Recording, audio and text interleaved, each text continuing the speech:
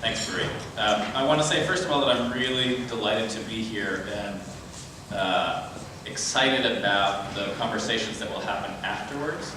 I should say, for the purposes of the architects in the room, and maybe this is more directed at Frano than anybody else, but I'm a recovering architect. I went to Harvard, I went to the GSD, and in the years since I've really moved into kind of strategy, innovation, and industrial design, which is where I am now. So I'm going to flip out of this thing,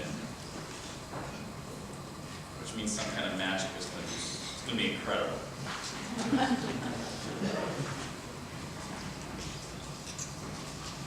we are. So, as Marie said, I'm going to play two roles today. The first one is as a designer who's engaged in a kind of long-term scientific research project. And the second one, the latter part of our presentation this morning, is as the role of an activist. And to get there, I need to talk a little bit about EPSCoR and why RISD is involved, why the Rhode Island School of Design is involved in EPSCoR. So EPSCoR, because it's from the National Science Foundation, is the experiment, so it has to be an acronym. And in fact, there are even more acronyms that I'm going to show that are surrounding this project. But EPSCoR stands for the Experimental Program to Stimulate Competitive Research. And the purpose of the program is basically to fund states which are historically not very competitive in high-tech and research dollars. So in any given year, there are about 14 states that qualify. In this kind of current funding round that we're a part of, and we're in the second year of the 5-year agreement, there are 9 states that are in this that are participating in this funding cycle. And because we're only in the second year and not, terribly far in the second year, what I have to share with you today is the hints of, I think, the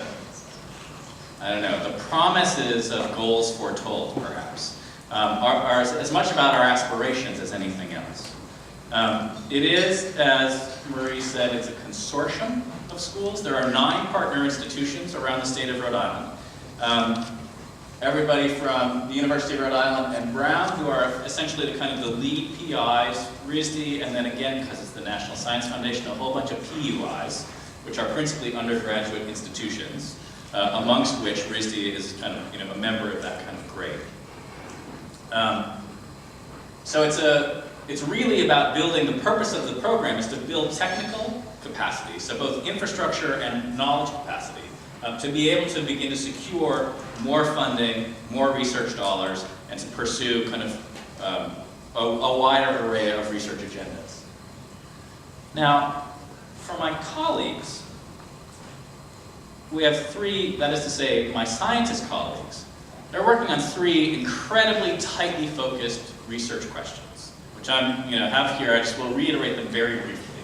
And they're basically 3 very clear hypotheses about the effect of climate change on marine life. And to the extent that I get them wrong, Marta, who is one of my scientific colleagues, will be able to correct me as we switch gears. But so the first one is basically, what kind of adaptation are we expecting to see in marine organisms to climate change? To change in water temperature, et cetera, et cetera, et cetera, all of the composite changes. And the hypothesis is we're going to see evolutionary adaptation over time. The organismal adaptation, is going to be catch as catch can. The second one is, well, how is it going to affect the structure and function of coastal marine food webs? So coastal marine food webs are incredibly rich, dynamic, fertile webs, right? Animals come down from land, in from the sea. There's all kinds of stuff going on. They're incredibly rich. And the expectation here, the hypothesis here, is that we're going to see them begin to more closely approximate open ocean food webs, which are frankly, just not nearly as fertile, not as rich, and not as diverse. And then the final question is, will increase in ocean temperatures result essentially in increases in parasitism and pathogens? And the hypothesis there again is, yeah, probably a lot. And Marta's really working at that, at that nexus, and some stuff that she'll talk about presently. Now, of course, I'm at an art and design school. Not at all unlike this one, where basically Mass Art and RISD start around the same period. And so, as you can imagine, participating in a scientific research project of this kind of magnitude, we have a slightly different understanding of science, period. And we have a slightly different approach. So while our research colleagues are going after these three very tightly framed scientific research questions, we're looking at 4 goals. The first one is to make science visible. That is to say, to think about data visualization, to enable the communication between scientists. If we think about the field of bioinformatics, scientists are having to parse massive data sets and then communicate between very, almost extreme sort of positions in each of their scientific fields to come up with kind of collaborative and important discoveries. Second one is to make science accessible. And that is to say, how do we communicate both the significance of the research, why are we doing this research in the first place, and the research findings to a broader public, or broader publics, let's say.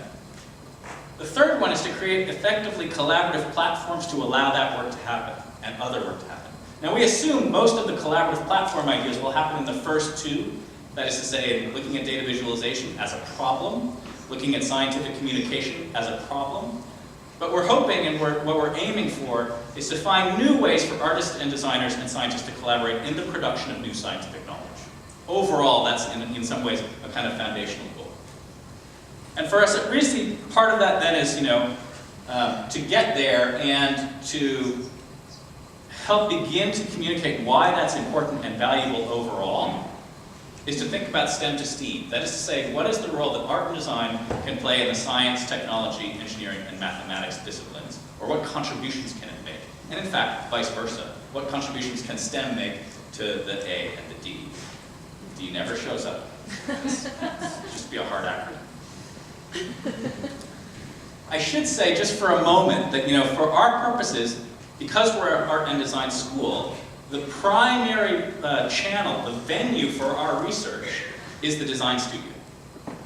Right? So whereas my colleagues have labs and grad students, the people who are running the research at RISD are faculty in the arts and the design programs, who are working with 12 to 16 students over the course of about 12 weeks. So that, constraints we know well, probably, but shift in a way some of the essential conversations about how we collaborate and how to collaborate together. Now, Marta's going to talk about that first question, the data visualization, a bit in her presentation. So I'm going to focus principally on communication here and just touch on the collaborative platforms towards the end of this presentation. Communication from our purposes, from our perspective, as RISD was invited to participate, and again I should probably say and be clear, our engagement in this project was not uncomplicated. The National Science Foundation came back to the EPSCoR participating schools in a previous round of funding and said, you need to include this fine arts and design school. And then we spent about a year and a half with our colleagues convincing ourselves and them about what we could deliver. Right? We had to kind of do courtship, basically, to really understand intellectually what kinds of real collaboration could be made. And from our perspective at RISD, one of the essential questions about this, and the reason I bring it up here, because I think it's relevant for this conversation today, one of the essential questions about communication was how does it lead to action? Right, so communication then for us became a kind of conceptual fulcrum between scientific research and activism. And what we were really interested in was how could some of the communication of these findings actually begin to be leveraged for real policy change in the state of Rhode Island, which is something that we're kind of still working our way through. So, as I said before, we're early in this work, so I'm mostly going to show work of other students and other faculty from previous years, not in the EPSCoR projects, to illustrate some of the ideas and paths that we're moving down, like this one. So, the other reason that we're interested in and care about communication is because we believe, as this project does, as this project by Mark Nystrom, who's a graduate from our graphic design program in 2008, that making vivid what's happening to the climate, making vivid our contributions, are an important step in beginning to change action, changing our own sense of responsibility as individuals.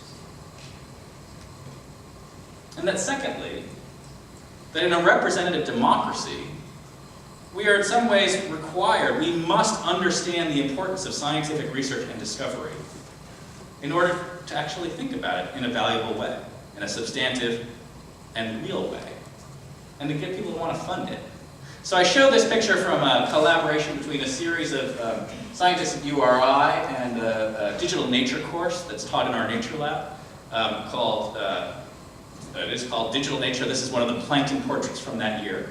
And I'm pulling out this portrait because it is highly stylized, not because of the stylization, but because of what I would call the plankton problem.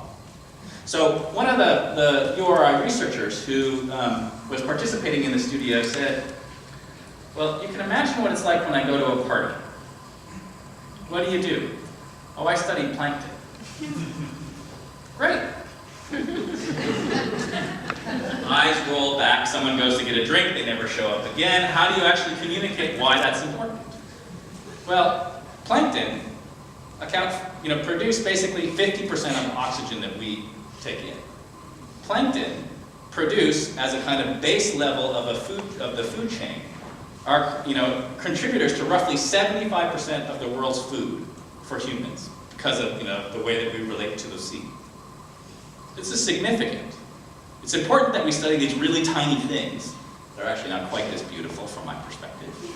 It's important that we understand them and understand their contributory role. So how do we do that? Well, for me, I'd have to say that it's all predicated, and maybe I'm speaking aspirationally here, it's all predicated on interdisciplinary collaboration, where artists and designers can join scientists to contribute in real and substantive ways in the production of scientific knowledge. And there's a reason I think we can do that. So I was in the car a couple of weeks ago, and I heard this on the radio.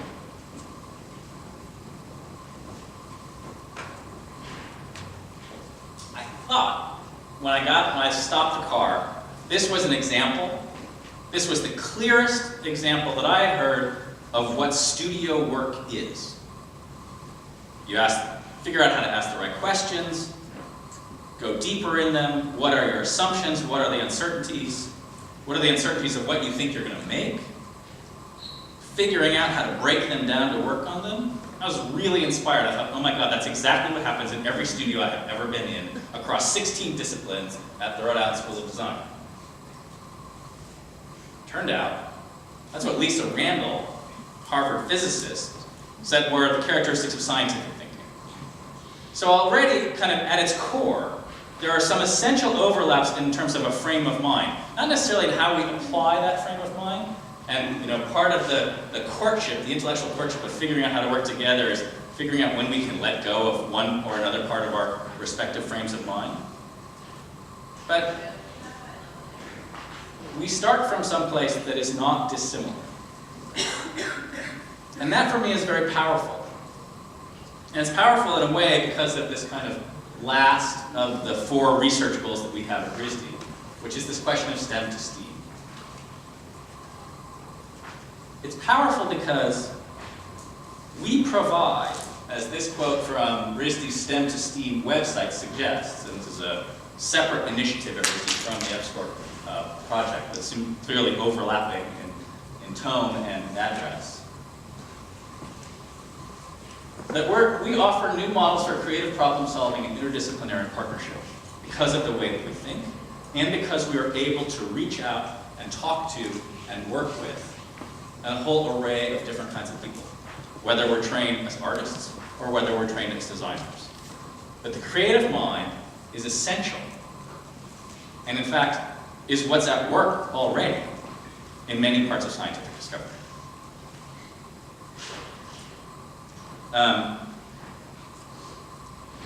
So of course, because it's a National Science Foundation EPSCoR grant, I have to thank all of these people. I'm not actually thanking you, but this is my transition. So I'm going to invite Marta up to talk a little bit about the work that she's doing both in the grant and in her own research. And then I'll return to the platform under the guise of an activist in a little bit.